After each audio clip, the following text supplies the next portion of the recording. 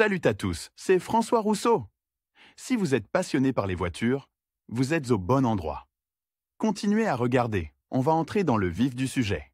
Pour de nombreux automobilistes, les cours dispensés dans les auto-écoles, où l'on parlait de l'ajusteur et de ses gestes, étaient tout à fait conventionnels et, selon eux, absolument inutiles. Il convient de noter que, récemment, le nombre d'ajusteurs sur la chaussée a considérablement diminué. Presque partout, il y a des feux de circulation, de sorte que la présence d'un représentant de la police de la circulation n'est pas nécessaire. Mais il arrive que l'équipement tombe en panne ou que d'autres raisons poussent l'expert à se rendre au poste et à commencer à exercer ses fonctions directes. Il s'avère alors qu'un grand nombre de conducteurs ne connaissent tout simplement pas ces gestes, ne comprennent pas les signes et les ordres. D'où des situations d'urgence. La voiture se met en mouvement alors qu'elle devrait rester immobile, ou s'arrête, bien que le conducteur ait reçu le feu vert par des gestes. Malgré le fait objectif que les régulateurs routiers sont désormais rares, chaque conducteur doit connaître et comprendre tous ces signaux spéciaux. Il est donc nécessaire de combler certaines lacunes et d'apprendre les règles de comportement à adopter face à ce gardien de l'ordre routier. Dispositif utilisé.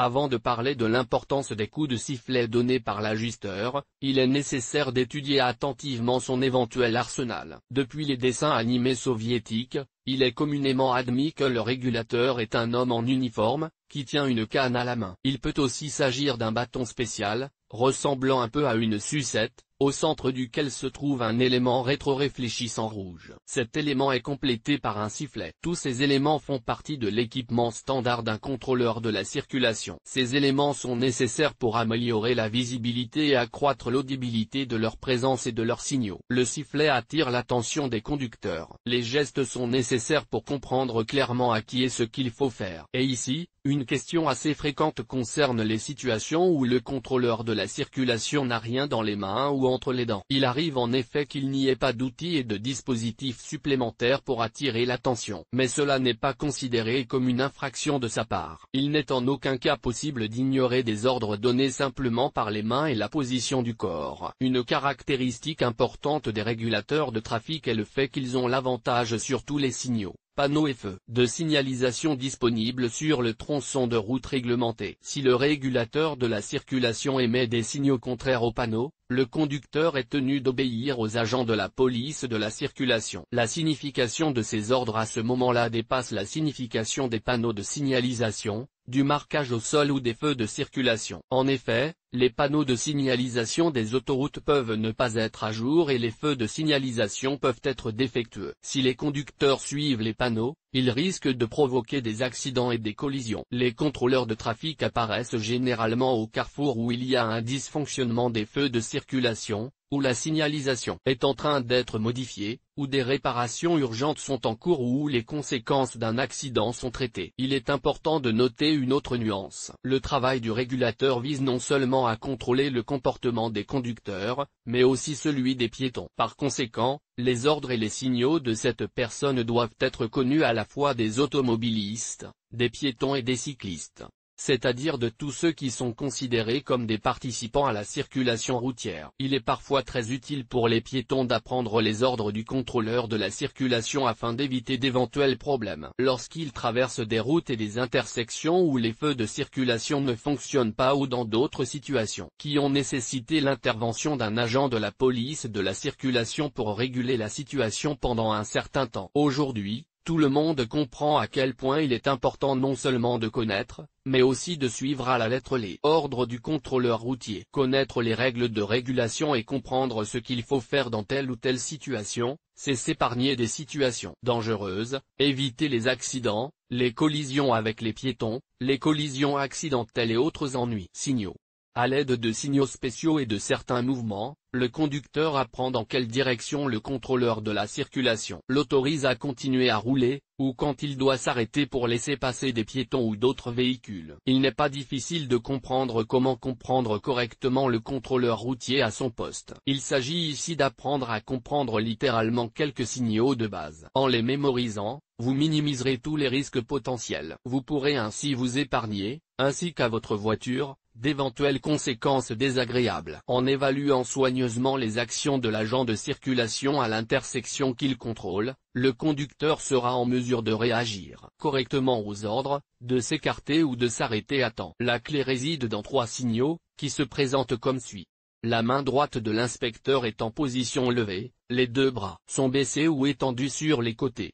Le bras droit du contrôleur est tendu vers l'avant. À chacun de ces signaux, le conducteur et le piéton doivent réagir en conséquence. Lire aussi, comment ranger correctement une voiture dans un espace ouvert. Le bras droit est tendu vers le haut. Il s'agit d'un signal d'avertissement qui s'applique de la même manière à tous les usagers de la route. Il n'y a donc pas de priorité accordée aux automobilistes ou aux piétons. Lorsqu'un agent de circulation lève la main droite en l'air, ce signal doit être considéré comme un arrêt pour tout le monde. Ni les voitures ni les piétons ne peuvent bouger de leur place. Ils doivent s'arrêter jusqu'à ce que l'agent de circulation change de position et donne un autre ordre. Quel que soit le côté ou la voie de circulation, tout le monde doit s'arrêter et se tenir debout, en attendant un nouveau signal. Ce type de signal est utilisé lorsqu'il est nécessaire de libérer l'intersection de tout trafic et de toute personne. Ce type de signal est utilisé lorsqu'il est nécessaire de laisser passer les mêmes véhicules spéciaux. Un tel geste peut être considéré comme une alternative à part entière au signal jaune des feux de circulation. Mais si, pour une raison quelconque,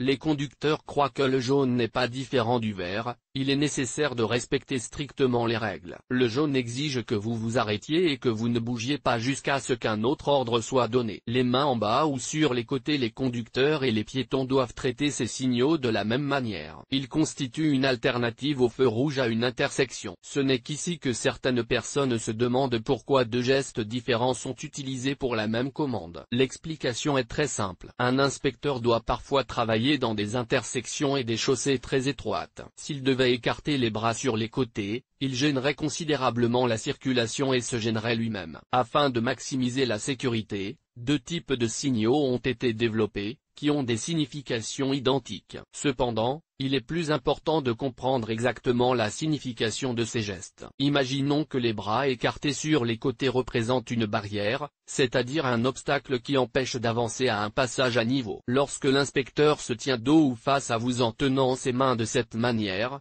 vous ne pouvez pas aller plus loin. Vous devez rester debout jusqu'à ce que le feu vert soit donné, c'est-à-dire jusqu'à ce que vous soyez autorisé à conduire. Mais il existe une autre situation dans laquelle l'agent de circulation se tient à vos côtés. Ce signal vous permet de vous déplacer en ligne droite ou de tourner à droite. La main droite est tendue vers l'avant, ce que l'agent de circulation essaie de vous dire par ce geste. Lorsqu'il fait face au conducteur et qu'il tend son bras droit vers l'avant, la seule manœuvre autorisée dans cette situation est de tourner à droite. Il n'est pas permis de se déplacer dans une autre direction. Lorsque le conducteur se trouve à la droite du contrôleur ou derrière lui, un tel geste indique la nécessité de s'arrêter pour attendre son tour. Cela permet aux mêmes piétons de traverser derrière le contrôleur sans craindre que les voitures se mettent en mouvement. Les gestes mentionnés sont les principaux dans le travail du régulateur de trafic. Il est de son devoir de connaître et de toujours se souvenir de chaque conducteur et même de chaque piéton, afin de ne pas se retrouver dans une situation dangereuse et d'éviter de recevoir une amende pour avoir ignoré les signaux de priorité. Ces règles peuvent être complétées par quelques autres. Il s'agit des règles suivantes.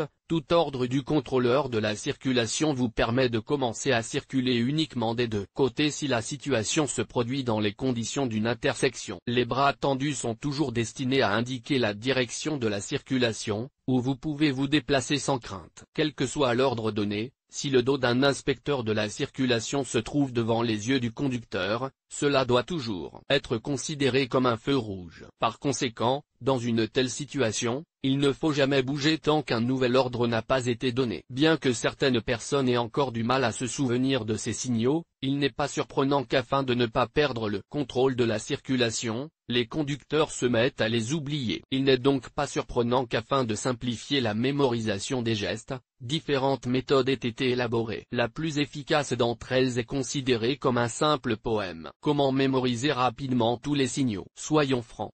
À notre époque, rencontrer sur la route un inspecteur du code de la route est un phénomène extrêmement étrange et rare. C'est pourquoi même les automobilistes expérimentés qui conduisent depuis de nombreuses années sont très surpris par ce fait. Ils se sentent perdus et ne comprennent pas très bien ce qu'ils doivent faire dans telle ou telle situation. Tous les ordres et signes sont clairs en théorie, mais dans la pratique, Pour une raison ou une autre, de nombreuses personnes ont des difficultés à les interpréter et à les mémoriser. Pour résoudre ce problème, les gens ont inventé différents versets qui vous permettent de comprendre comment vous pouvez facilement mémoriser tous les signaux du régulateur. Lire aussi, comment agir correctement pour sortir d'une voiture en train de couler. Si vous avez également des difficultés à mémoriser tous les gestes démontrés du contrôleur routier, dans une telle situation, souvenez-vous simplement d'un petit poème, ou plutôt d'une petite poésie. Il se lit comme suit: le bâton vers le haut est aspirant, tous à se tenir debout le commander. Si le bâton regarde à droite, allez, non pas le droit. Si le bâton regarde dans la bouche, faire un virage à droite. Si le bâton regarde à gauche, voyager comme une reine. Saint et retour pour le mur de conducteur. Pour commencer, apprenez le verset et résolvez ainsi le problème qui se pose concernant la rapidité et la facilité avec lesquelles vous pouvez apprendre tous les signaux donnés par les mains et les outils du régulateur de la circulation. Ce verset doit être décomposé ligne par ligne. Au total, 5 lignes sont utilisées ici, chacune d'entre elles indiquant clairement dans quelle direction le régulateur de la circulation vous permet de vous déplacer, et dans quelle direction il ne vous permet pas de vous déplacer. Première ligne indique que le bâton est pointé vers le haut, et donc qu'il faut s'immobiliser. Lorsque l'inspecteur lève la main vers le haut, quelle que soit la position actuelle de son corps par rapport à vous, tous les usagers de la route présents, qu'ils soient automobilistes, piétons ou cyclistes, sont tenus de s'immobiliser. Il est strictement interdit de se déplacer d'un côté ou de l'autre. Ce signal est inventé pour dégager les intersections et libérer la chaussée. Deuxième ligne. Ici, le bâton regarde déjà vers la droite et dit que vous n'avez pas le droit de conduire. Ce geste peut être comparé à un feu rouge qui s'allume à un feu de circulation. Sa signification est donc très claire. Tous les véhicules se trouvant à la droite du conducteur au moment d'un tel ordre s'engagent à s'arrêter et à attendre que d'autres signaux soient donnés pour leur permettre de continuer à rouler. Troisième ligne.